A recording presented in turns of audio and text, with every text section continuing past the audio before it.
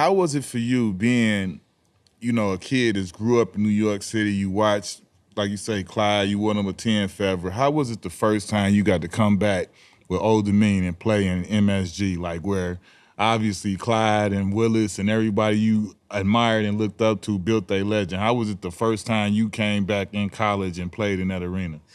Well, the first time I played was 1979. We played China with the USA team. Okay. And so I went in the Garden, I went in the blue seats. That's where the people that don't have money go sit in the blue seats.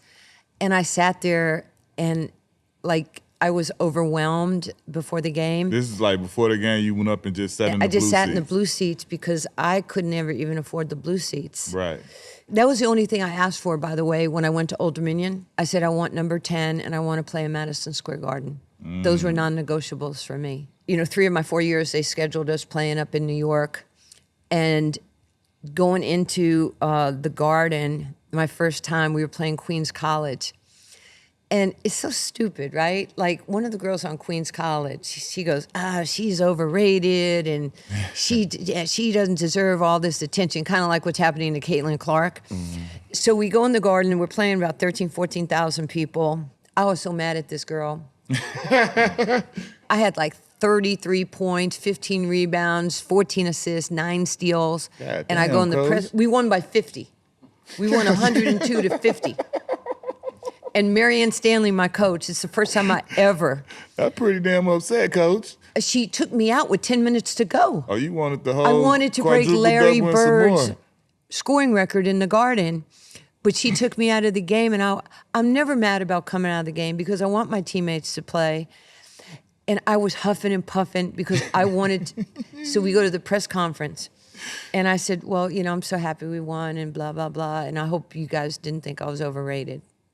The girl came into the press conference and apologized. Oh. Which I thought was very cool that she would do. Pretty admirable. She's saying it in real life. That's what it was. But, I never wanted to, I wasn't there to break records. I was there to hang banners. Yeah. Some people have different objectives. Yeah. So that was important to me, playing both times.